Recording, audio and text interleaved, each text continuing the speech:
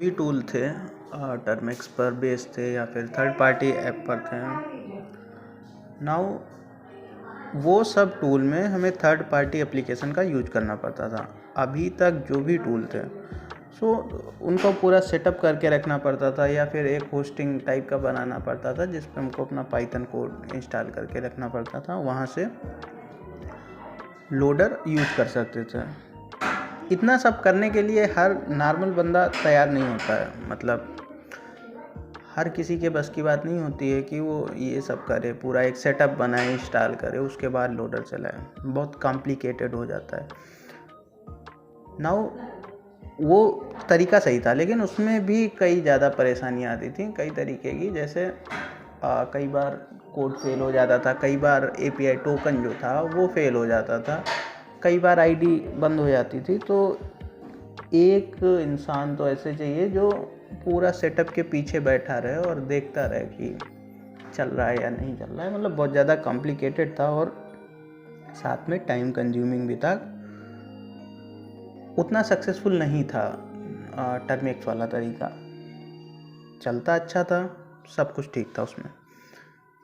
अभी जो मैं ये वीडियो बना रहा हूँ ये इसलिए बना रहा हूँ कि अगर हम डायरेक्ट क्रोम से लोडर चला पाएँ कुछ इस तरीके से कि हमको बस एक डायरेक्ट स्क्रिप्ट क्रोम में पेस्ट करनी पड़े और उसके बाद वो अपना पूरा काम करती रहे, मतलब हर टैब में अपने आप लोडर चलाती रहे, मोबाइल भी पूरा फ्री रहे और बस क्रोम में उसको एक बार पेस्ट कर दो, वो अपने अकॉर्डिंग सब कुछ करती रहे। इस टाइप की एक स्क्रिप्ट हो हमारे पास। सो इस पे मैंने थोड़ा वर्क किया और एक स्क्रिप्ट बनाई जावा स्क्रिप्ट की मदद से, क्योंकि क्रोम जो क्रोमियम बेस्ड रहता है उसमें क्रोमियम बेस्ड जितने भी वेब ब्राउज़र रहते हैं उनमें हम जावा स्क्रिप्ट यूज कर सकते हैं डायरेक्ट कोड डाल के। तो मैं वैसे पाइथन में लिखता हूँ कोड, पाइथन या रूबी में, लेकिन इस तरीके से सिंपल करने के लिए उसको जावा स्क्रिप्ट में लिखना पड़ा मुझे। सो इस वीडियो में हम लोग देखने वाले हैं कैसे ये जावा स्क्रिप्ट का कोड वर्क करता है लोडर की तरीके। लोडर से बेसिकली ये बहुत ज़्यादा एडवांस है। एडवांस का मतलब इस टाइप से बहुत सिंपल है उससे, और अच्छा वर्क करता है। बस तुमको एक बार एक स्क्रिप्ट पेस्ट कर देनी है अपने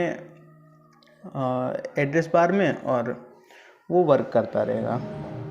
सो इसका एक ट्यूटोरियल देख लेते हैं। सो यहाँ पे मैं इसमें गया एड्रेस बार में और मैंने यहाँ पे अपनी ओके नाउ कोड सही है। सो बेसिकली वो मैसेज का कोड था, इसके पहले वाला जो कोड हम टेस्ट कर रहे थे उसमें कुछ इधर आ रहा है। सो उसको अभी मैं फिक्स कर लूँगा। ये पोस्ट के लिए है। सो जो ये कोड मैं टेस्ट करने वाला हूँ ये पोस्ट का है, और जो मैसेज का था वो पहले टेस्ट कर रहे थे हम, जो कि एरर मार गया था, लेकिन वो सही हो जाएगा।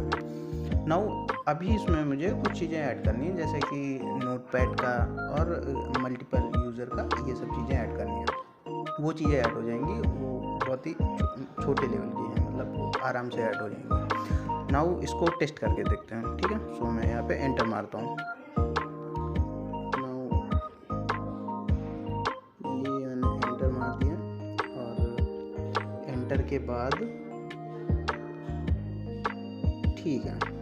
नाउ ये मेरी आईडी है सार्थक चौहान करके, और इससे ये आईडी लॉगिन है और ये कमेंट जाने लगा, ठीक है। अब मैं इसको विंडो को क्लोज कर देता हूँ, फिर से कमेंट जाएगा, वो जाते रहेंगे। और फिर से क्रोम में चलते हैं। मैं क्रोम में आ गया, यहाँ पे मैंने नया टैब खोल लिया, m.facebook खोल लेता हूँ।